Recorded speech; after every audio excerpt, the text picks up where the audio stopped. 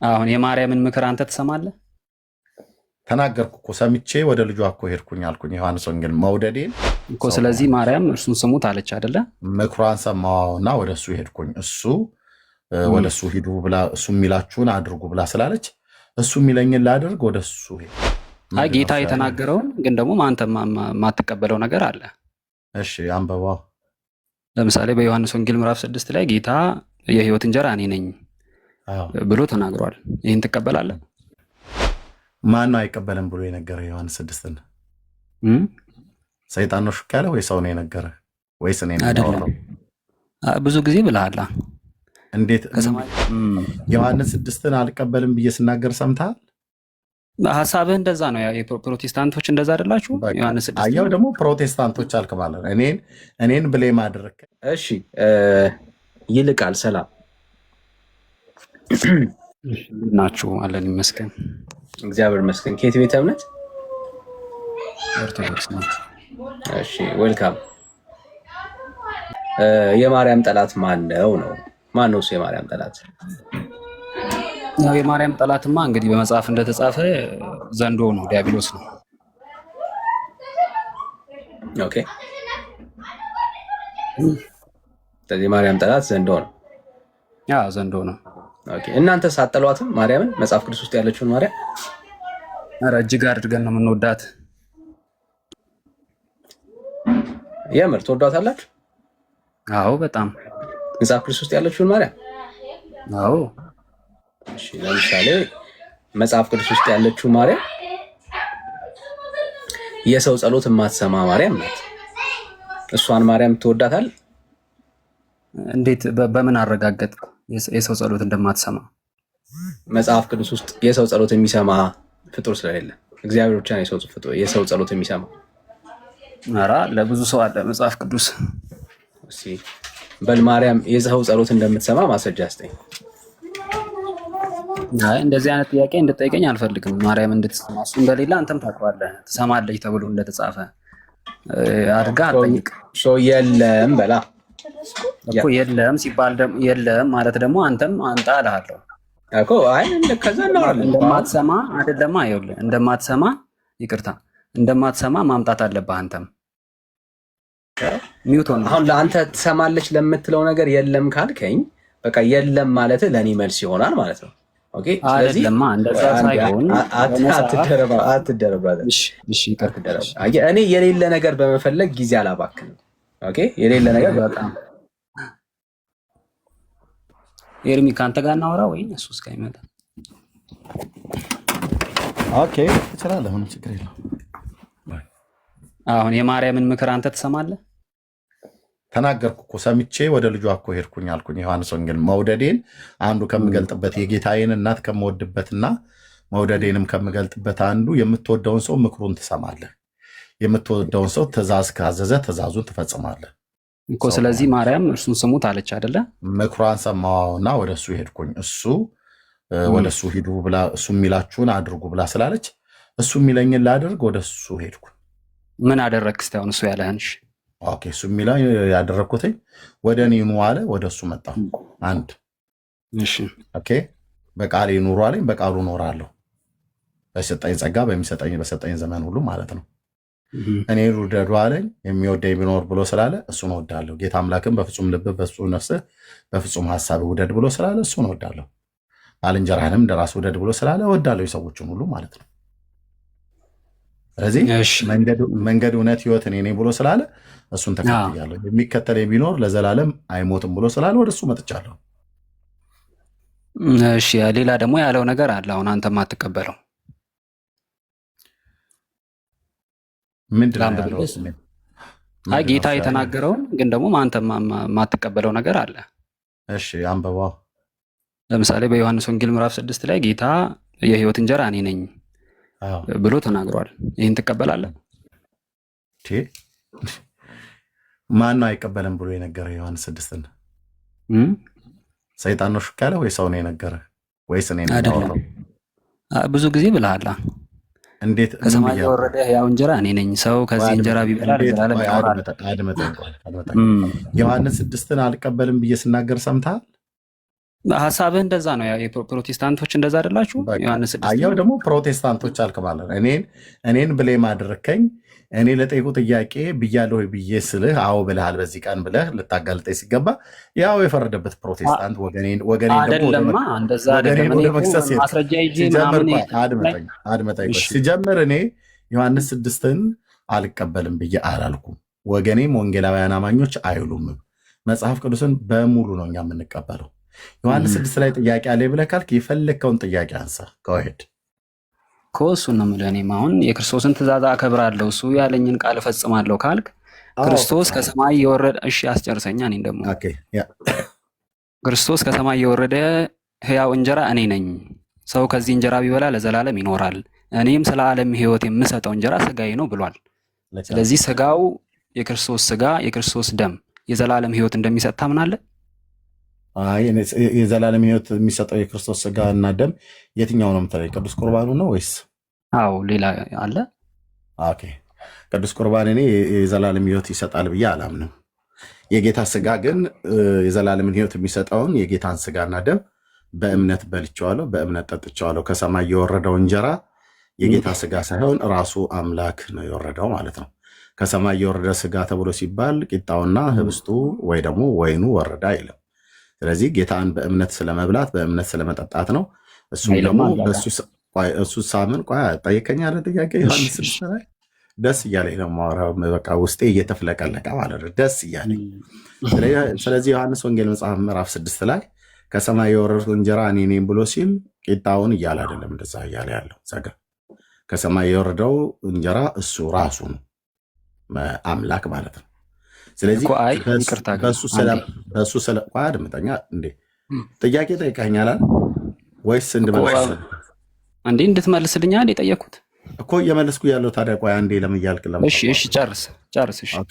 ስለዚህ ይህንን ስጋ እና ይህንን ደም በእምነት በልቼዋለሁ፣ በእምነት ጠጥቼዋለሁ።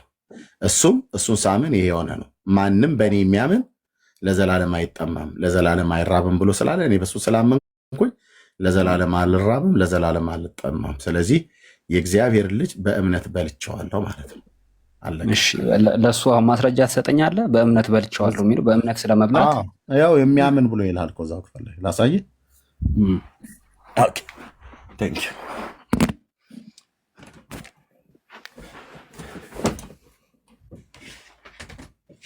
ነገሬን ቁጥሩን እኔ ላንብብልህ። ካሜራ ከፍቼ ነው እንጂ ቤት ልማዳችን ካሜራ ከፍተን ለህዝብ እያሳየን ነው። ኦኬ ትልቁ ላይ አድርጋችሁኛል። ቴንኪው ወገኖች።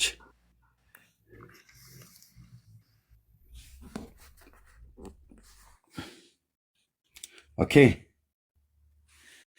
ዮሐንስ ወንጌል ምዕራፍ 6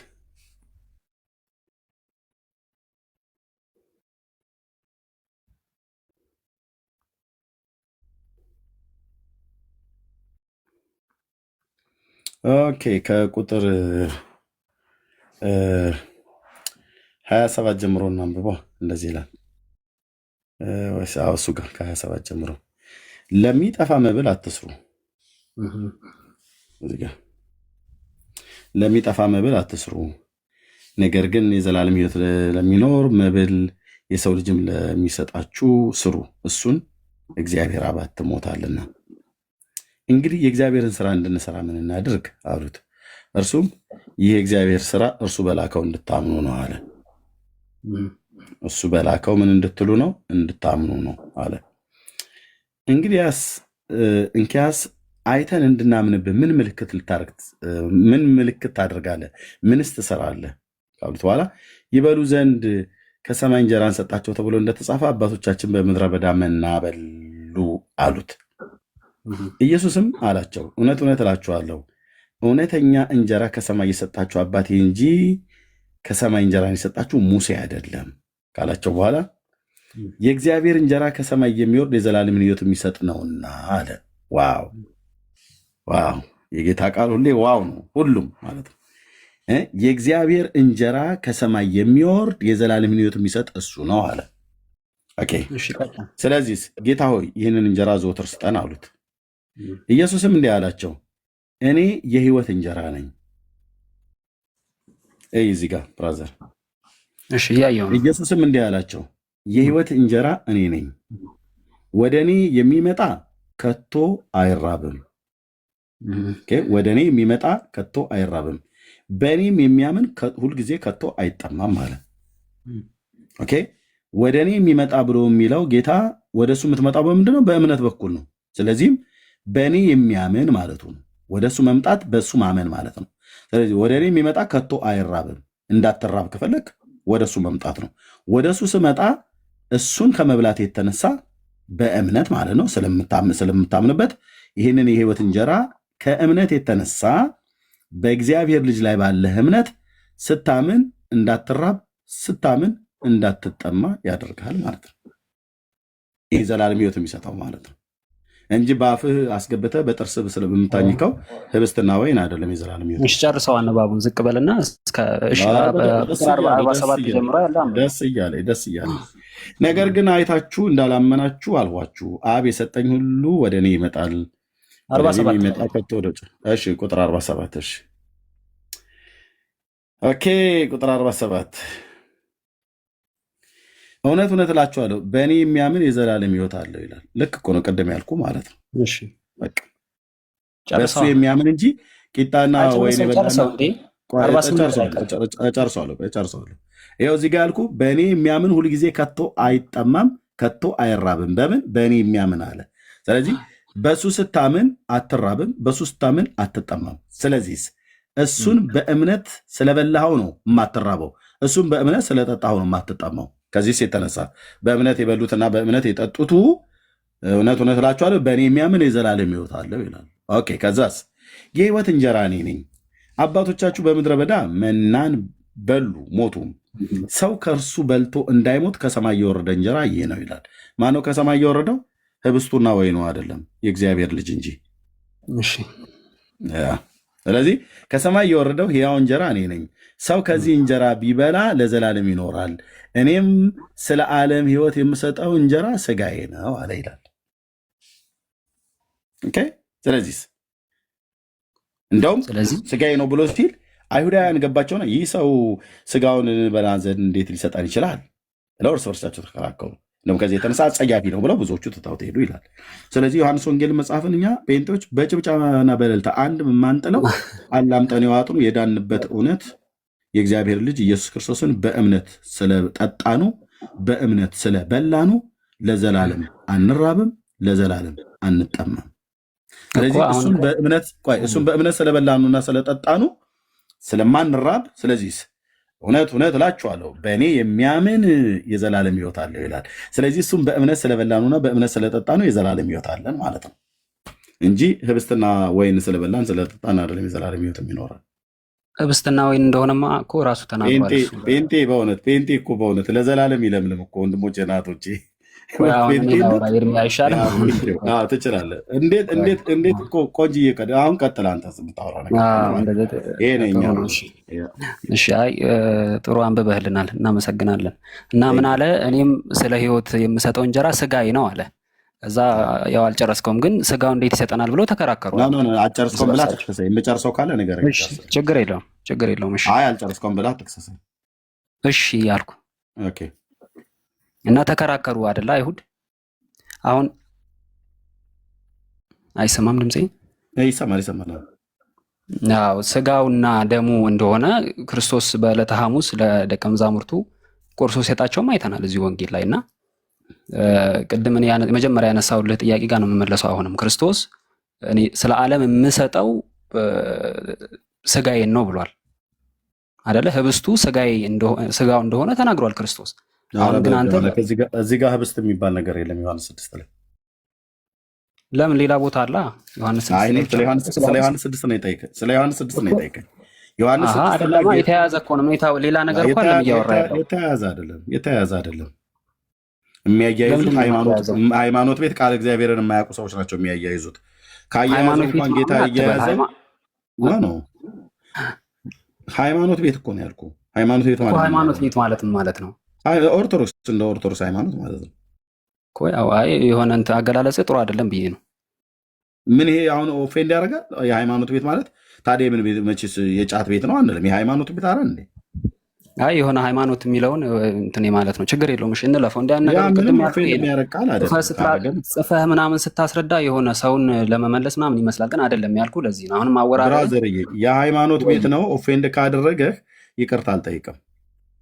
ይቅርታ ከሆነ ይቅርታ አልጠይቅም። ምክንያቱም እኔ ይቅርታ እንድጠይቀኝ አልፈልግም። አንዳንዴ ይቅርታ የማይጠይቅበትን ሁሉ ማለት የሃይማኖት ቤት ነው ያልኩት። በቃ የሃይማኖት ቤት አይደለም እንዴ? ኦርቶዶክስ የሃይማኖት ቤት አይደል እንዴ? ወንድሞች እናቶች፣ እውነት ነው። ኧረ ኦርቶዶክስኛ ሃይማኖታችን ታዲያ ምን አገላለጽ ነው ያልኩት። እሺ ወደ እንትኑ እንመለስ። አገላለጽ ይሄን ነው ያልኩት። በሃይማኖት ቤት እንደሚናገረው አይደለም።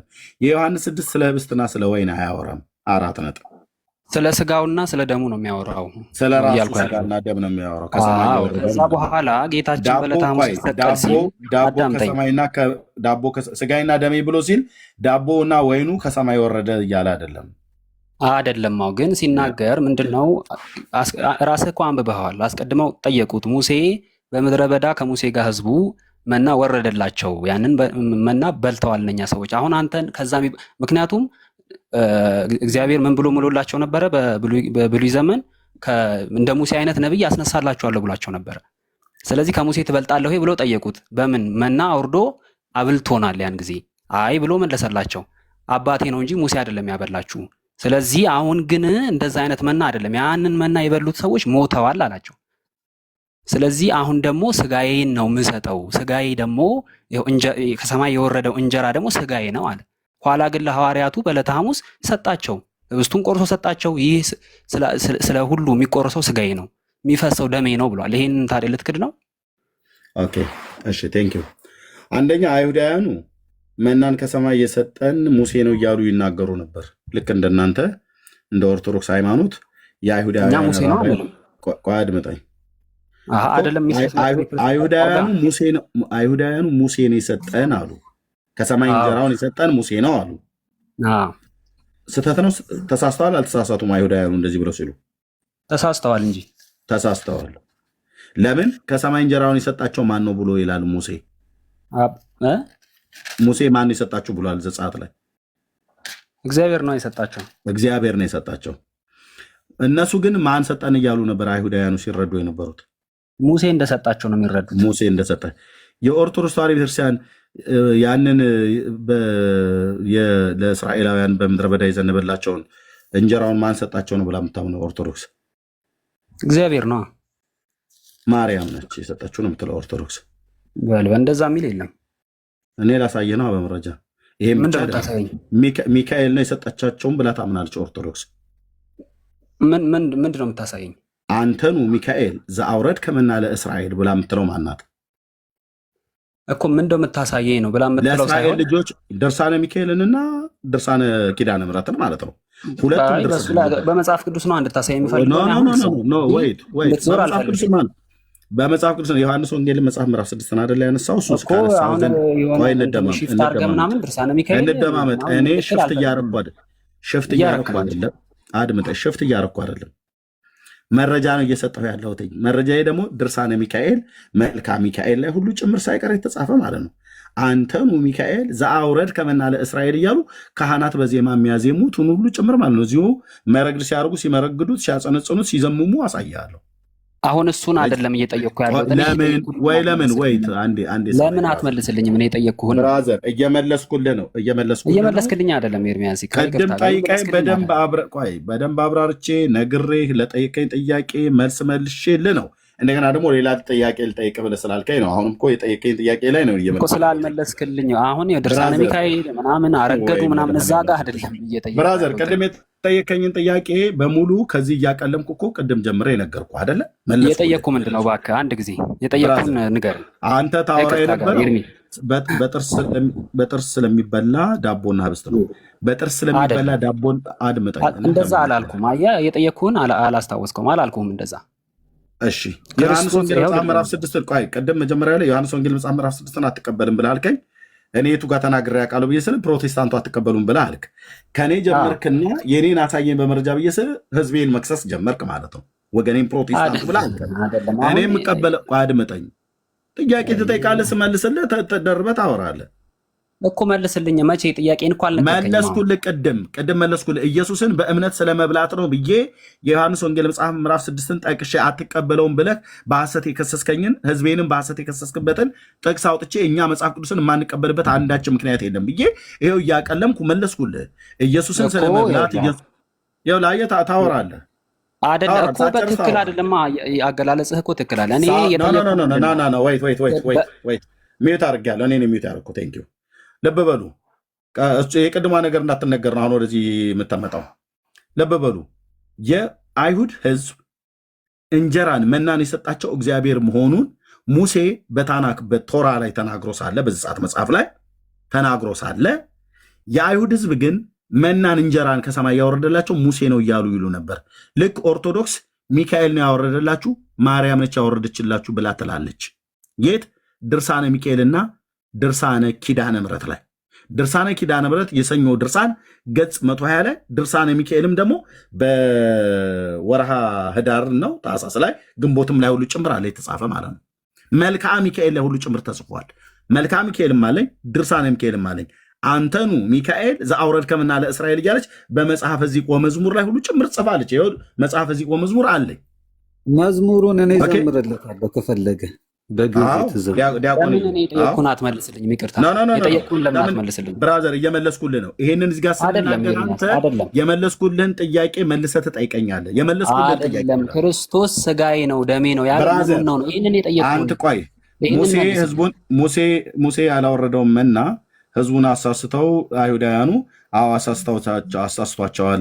እግዚአብሔር ነበር ያወረደው፣ እነሱ ግን ሙሴ ነው ያወረደው ብለው ይላሉ ብለህ እንዳልከኝ ሁሉ ኦርቶዶክስ አሳስታችኋለች እኮ ማርያም ነች ያወረደችው መናውን ብላለች። እኔ አላልኩማ ማርያም ነች ያወረደችው ኦርቶዶክስ።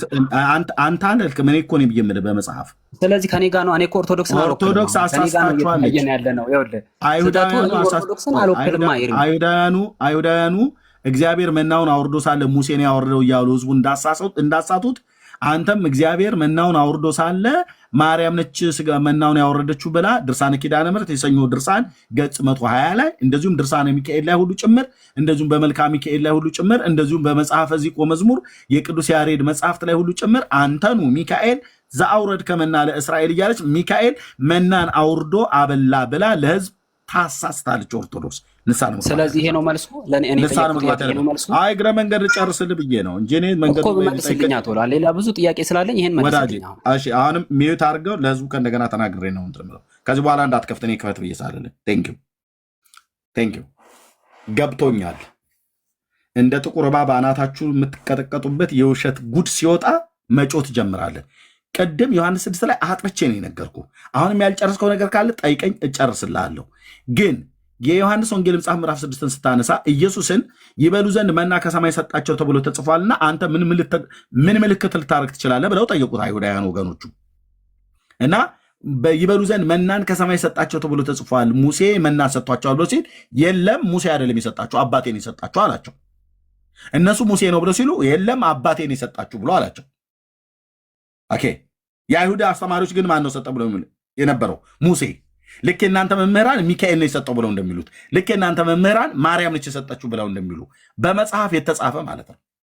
ስለዚህ እነሱ ትክክል አይደሉም ተሳስተዋል ብለህ ካልክ ኦርቶዶክስም ተሳስታለች ብለህ ለጽድቅ የምትቆም ከሆነ ይህን ተናግረህ ለፋ።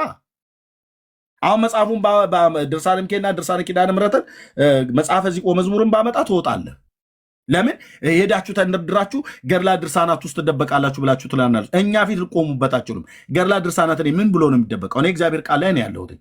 ግን ታሪኩ ተመሳሳይ ስለሆነ እነሱ ህዝብን ያሳቱት ሙሴ ነው ብለው እንዳሉ ሁሉ የአንተን ቤተክርስቲያን ማርያምና ሚካኤል ናቸው መና አውርደው ያበሉት ብላ ትላለች። ድብን ያለ ስህተት ነው። ንስሐ ነው መግባት ያለባቸው ነው እያልኩ ያለሁት። የዮሐንስ 6 ላይ ግን ቅድም የጠየቀውን ጥያቄ መልሼልሃለሁ። ስለሱ ስጋ መብላትና ስለመጠጣት ከሆነ እሱም በእምነት ስለመብላትና በእምነት ስለመጠጣት ነው። በእምነት ብሎ የሚለውን ቃል ኬታ መጣ ብለህ ካልከኝ ይኸው እንደዚህ ይላል። ኢየሱስም እንዲህ አላቸው፣ የህይወት እንጀራ እኔ ነኝ፣ ወደ እኔ የሚመጣው ከቶ አይራብም አለ። ወደ ኢየሱስ ሰው የሚመጣው በምን በኩል ነው? በእምነት። ስለዚህ በእኔ የሚያምን ሁልጊዜ ከቶ አይጠማም አለ። አየህ፣ በሱ ስታምን ከቶ አትጠማም፣ በሱ ስታምን ከቶ አትራብም። በሱ ስታምን መምጫውን መንገድ ወደ ጌታ መምጫውም ወደ እኔ የሚመጣ ከቶ አይራብም ብሎ ያለው መምጫውን መንገድ ወደ ጌታ እሱም በማመን ነው ማለት ነው። ስለዚህ በሱ በማመንህ ከቶ አትራብም፣ በሱ በማመንህ ከቶ አትጠማም። ከዚህ የተነሳ በእምነት በልተዋል፣ በእምነት ጠጥተዋል ማለት ነው። ከዚህ የተነሳ ቁጥር 47 ላይ እውነት እውነት እላችኋለሁ በእኔ የሚያምን የዘላለም ሕይወት አለው ይላል። አየህ፣ ኢየሱስን በእምነት መብላትና በእምነት መጠጣት ነው የዘላለምን ሕይወት የሚያሰጠው እንጂ ስለሚበላ በጥርሳችን ስለምናኝከው ስለ ጵርስፎራ ወይ ደግሞ በቤተልሔም እኔ በኦርቶዶክስ ቤተክርስቲያን ዲያቆን ስለነበርኩ ዲያቆን አዲስም እዚህ ያለ በእጃችን ስለምንጋግረው በቤተልሔም ውስጥ ስላለ ጵርስፎራ አይደለም የሚያወራው። እሱን የሚያወራው በሌሎች ተመሳሳይ ወንጌላት ማቴዎስ፣ ማርቆስ፣ ሉቃስ ላይ ተጽፎላል ማለት ነው። ያኛው ህብስት ይሄ አይደለም። ይሄ ስለ ህብስት አይደለም የሚያወራው፣ ስለ ወይን አይደለም ይሄ የሚያወራው። ይሄ ስለ ሊትራሊ ስለሆነ ስለ አምላክ ልጅ ስለ ኢየሱስ ክርስቶስ ከሰማይ ስለወረደው ነው የሚያወራው ነው እያልኩ ያለሁት። ጨርሻለሁ። ስለ ሰማይ ቴንኪው። መቀጠል እችላለሁ። አይ እንደዚህ ግን የሆነ አምባገነን ባትሆን ጥሩ ነው። ከይቅርታ ጋር ለቃል አገላለጽ ነው አልሆንኩም። አይ እንደው ታግሼ ጥያቄ እንድትመልስልኝ የሰማሁት እንጂ የተናገርከው ነገር እንትን ሳቢ ሆኖ አይደለም የሰማሁት። እና ምንድነው አሁንም መልሼ ነው የምጠይቅህ፣ ጌታ ስጋዬ ብሎ ሲናገር ምንድን ነው እየተናገረ ያለው?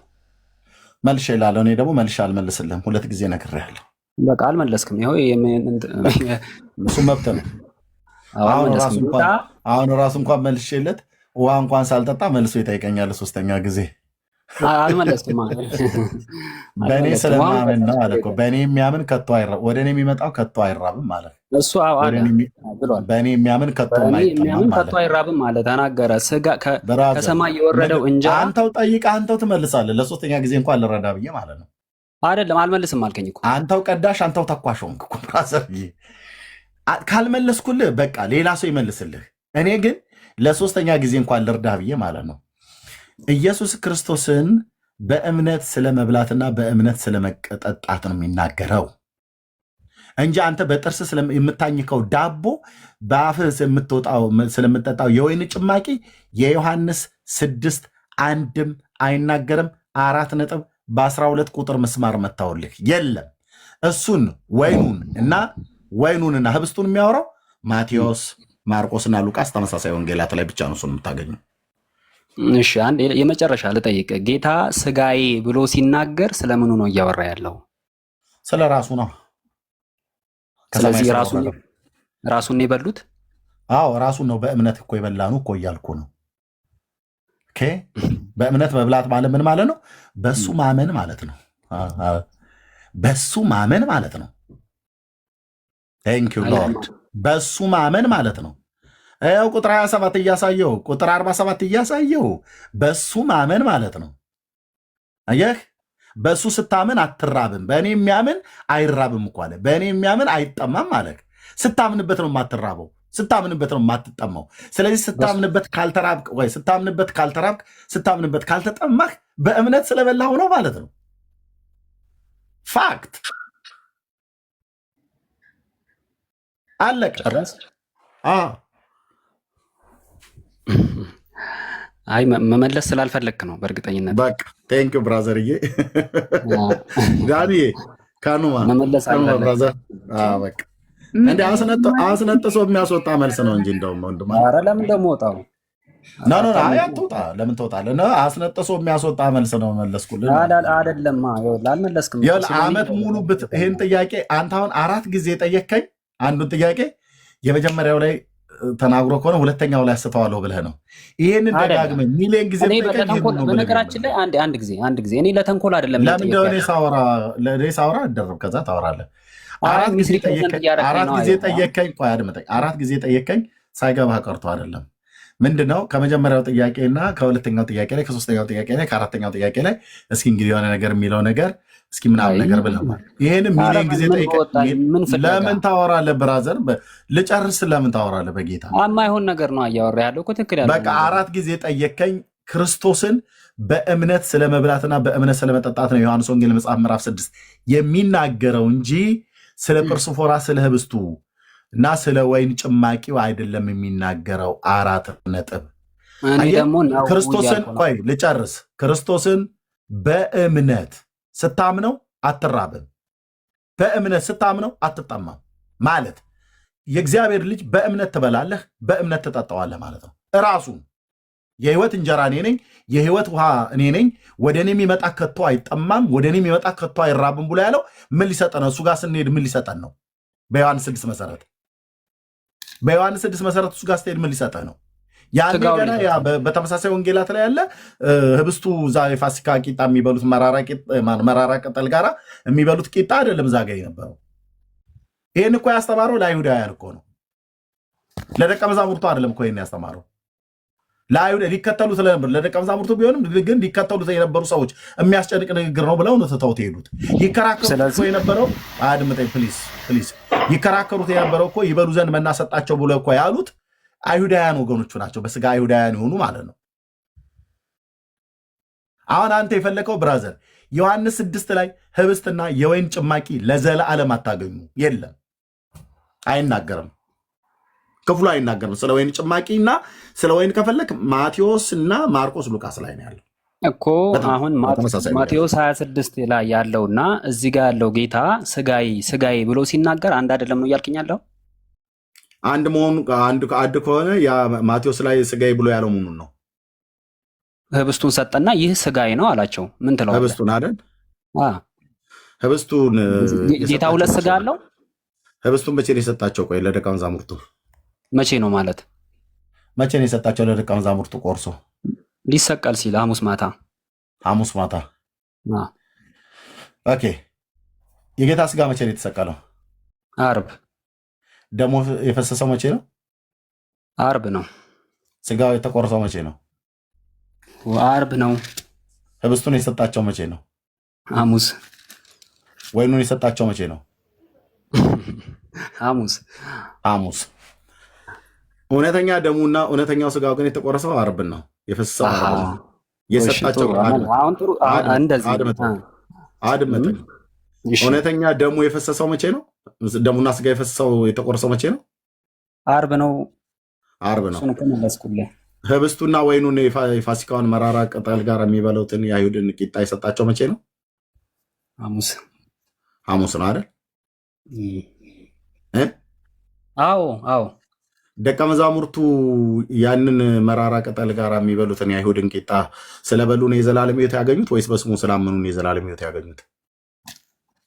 ደቀ መዛሙርቱማ በስሙ አምነው ነው የዘላለም ሕይወት ያገኙት። ግን እንጀራውን ክርስቶስ ሲሰጥ ይህ ስጋዬ ነው አላቸው። እኔ አላለም አላልኩም። የጠየቅኩ ልብ በልና ስማኝ።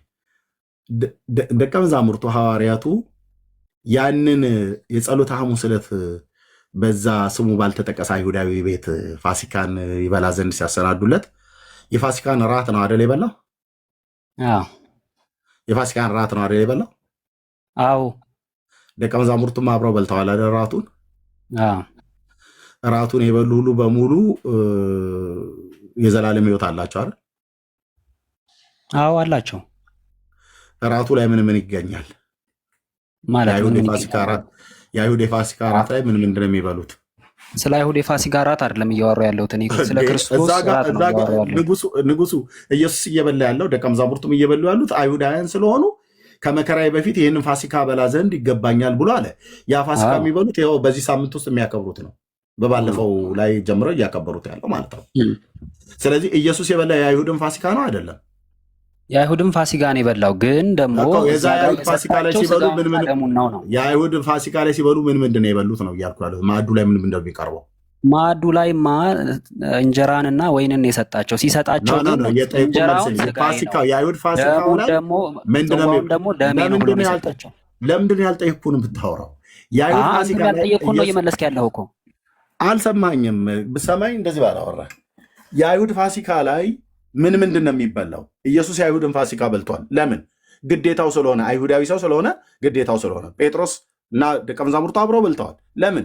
ግዴታቸው ስለሆነ።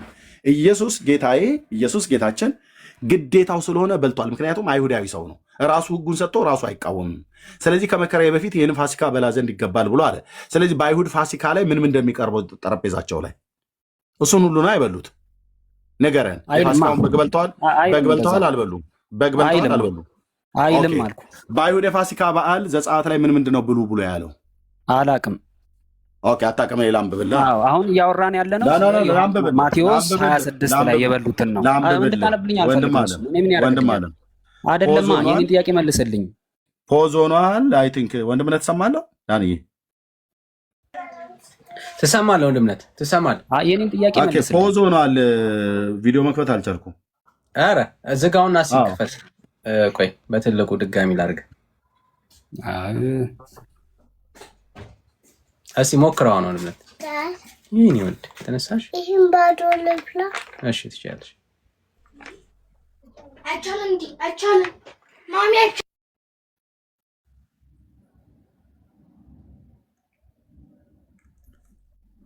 ወጣ ምን ሆኖ በቃ እሺ ወገኖች ሼር እና ኮፒ ሊንክ ታፕታፕ ይደረግ።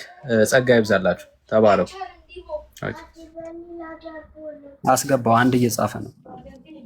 ታገስ። ሚዩት አድርግ ብራዘር።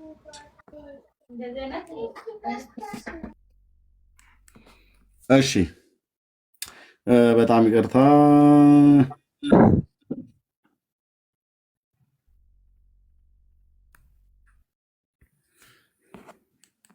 ኦኬ የአይሁድ የፋሲካ በዓል እኔ አላቅም ነው ብለህ ያልከው እኮ አሁን እኮ እሱን ልታሳየኝ አይደለም። እኔ ወዳጄ ስለዚህ የመመለስ ፍላጎት የለህም ማለት ነው። ኦኬ ለምንድን ነው የማሰማው ብራዘር? እንዴ ለምንድን ነው የምሰማው? የጠየቅኩህን መልስልኝ። ቆይ ወዳጄ ወዳጄ ስለ አይሁድ የፋሲካ በዓል ጌታችን ቆርሶ ስለሰጠው ቂጣ ነው እያወራኸኝ አይደለ ያለው? ማቴዎስ 26 ላይ ስጋውን ሰጠ፣ ደሙን ሰጠ። በጣም ታግሻለሁ። እኔን የሚዩት ያደረኩ በጣም ታግሻለሁ። ለዚህ ነው አየህ፣ አንድ አታውቁም፣ ግን ስናወራ ትጠይቃላችሁ። ጥያቄ ስጠይቃ አትመልስም። ለጠይቁ ጥያቄ መልስ ለመስጠት ስል እሺ፣ ከዚህ በኋላ ማይክ እንዳትከፍት። ቴንኪው። እንደዚህ እንድልህ ከፈለክ ማለት ነው። ማይክ አትክፈት፣ ስሰጥህ ትከፍታለህ። ለምንድን ነው ይህንን የምጠቅሰው? ዘጸአት ላይ ልብ በሉ። መልስልኝ ከሆነ ስለዚህ ለአውርድህ ልገደድ ነው።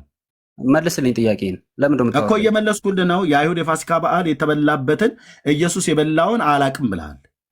ደቀ መዛሙርቱ የበሉትን አላቅም ብልሃል። ይኸው 26 ኢየሱስና ደቀ መዛሙርቱ የበሉበትን አላቅም ብልሃል። መጽሐፍ የከፈትኩት እኔ እንዳንተ በባዶ እጄ ዝም ብዬ መሀይም ኦርቶዶክሳዊ አይደለሁም። እኔ ፔንቴ ነኝ። የእግዚአብሔርን ቃል አውጥቼ ነው የማንብልህ። ብለህ ስማ። ስለዚህ ታች ውረድ። ጋው ሄደና የደብተራ ቅርሻት እዛ አውራ ማለት ነው። ኦኬ ዘጸአት መጽሐፍ ምዕራፍ 12 ላይ ኢየሱስ የበላው የአይሁድን የፋሲካ በዓል ነው። ኦኬ እዛ የሚበላውን ነገር ሁሉ በሙሉ ኢየሱስ በልቷል፣ ደቀ መዛሙርቱም በልተዋል። ከመከራዬ በፊት ይህንን ፋሲካ በላ ዘንድ ይገባ ነበር ብሎ ያለው እዛ የቀረበላቸው ነገር በሙሉ ቂጣና ወይን ብቻ አይደለም የቀረበላቸው። እዛ አጠቃላይ ማዕዱ በሙሉ ነው የሚቀርበው። ምንድነው የሚቀርበው? ይኸው በግብፅ ሀገር እግዚአብሔርም በግብፅ ሀገርና በሙሴና አሮንን ብሎ ተናገራቸው። የወሮች መጀመሪያ ይሆናችሁ፣ የዓመቱ መጀመሪያ ይሆናችሁ ብሎ አለ። ለእስራኤል ልጆች ተናገሯቸው በሏቸውም፣ በዚህ ወር በ10ኛው ቀን ሰው ሁሉ ለአባቱ ቤት አንድ ጠቦት፣ ለአንድም ቤትም አንድ ጠቦት ይውሰድ። የቤቱን ሰዎች ቁጥር ለጠቦቱ የማይበቃም ቢሆን ብሎ ካለ በኋላ እዚህ ከመራራ ቅጠል ጋር የሚበላ ቂጣ፣ እንደዚሁም በአይሁድ ፋሲካ ውስጥ የሚበሉ እዚህ ዘጸአት ውስጥ በሕጉ መጽሐፍ የተጠቀሱት ሁሉ በሙሉ ይበላሉ። እነሱን እየበላ እያለ ነው ጌታ ከዛው ከመብሉ ላይ ከሚበላው ህብስት ውስጥ አንስቶ የሰጣቸው ማለት ነው። ስለዚህ ቅድም የጠየኩት ደቀ መዛሙርቱ እነ ጴጥሮስ ያንን እዛ ፋሲካ በዓል በዛ ስሙ በማይታወቅ አንድ እስራኤላዊ ሰው ማድጋ ተሸክሞ ወደ ደርብ በሚወጣ ሰው ላይ የተነጠፈ አዳራሽ አዘጋጅቶ በዛ ባለቤቱ መምህሩ ፋሲካን ይበላ ዘንድ በዚህ አዘጋጅልኝ ብሏል ብለው ደቀ መዛሙርቱን ሁለቱን ላካ አገኙት። የተነጠፈ አዳራሽ አሰጣቸው። በዛ ገብተው እየበሉ እያሉ ነው የዘላለም ታሪካችን የሚፈጸምበትን ምሳሌ የሚሆነውን ህብስቱን ቆርሶ ሰጣቸው፣ ወይኑንም ከዛ ሰጣቸው ይላል። ደቀ መዛሙርቱ ያንን ህብስት ስለበሉና ያን ወይን ስለጠጡ ነው የዘላለም ሕይወት ያገኙት ወይስ በስሙ ስላመኑ ነው? ጥያቄው ነው። ምክንያቱስ እናንተ በጥርስ የሚነከስ ህብስትና ወይን ስንበላና ስንጠጣ ነው የዘላለም ሕይወት የምናገኘው ነው ብላችሁ የምትሉት። ጌታ ግን ሰው የዘላለም ሕይወት የሚያገኘው በእኔ ሲያምን ነው ይላል። ዮሐንስ ወንጌል መጽሐፍ ምዕራፍ 6 ቅድም ያየ ነው ማለት ነው። ይኸው ልብ በሉ፣ ሰው የዘላለም ሕይወት የሚያገኘው በእኔ ሲያምን ነው ብሎ የሚለው እንጂ በጥርስ ስለምታኝከው ስጋና ማነው ስለ ህብስትና ወይን አይደለም። ይኸው ቁጥር 46 እውነት እውነት እላችኋለሁ በእኔ የሚያምን የዘላለም ሕይወት አለው አለ። ይህንን እምነት እንዴት ነው የሚያገኘው? ሰው ጌታን ሲያምን ምን ይሆናል? ኢየሱስም እንዲህ አላቸው፣ የህይወት እንጀራ እኔ ነኝ፣ ወደ እኔ የሚመጣ ከቶ አይራብም አለ። በቃ እንዳትራብ ትፈልጋለህ? ወደ ኢየሱስ ና። እንዳትጠማ ትፈልጋለህ? ወደ ኢየሱስ ና። በእኔም የሚያምን ከቶ አይጠማም አለ። አለመጠማትና አለመራብን የምታገኘው በእግዚአብሔር ልጅ ስታምን ነው። በእግዚአብሔር ልጅ ስታምን ወደሱ መታል ማለት ነው። ወደሱ ስትመጣ በሱ አምናል ማለት ነው። በሱ ስታምን የዘላለም ሕይወት አለህ። 4 ነጥብ።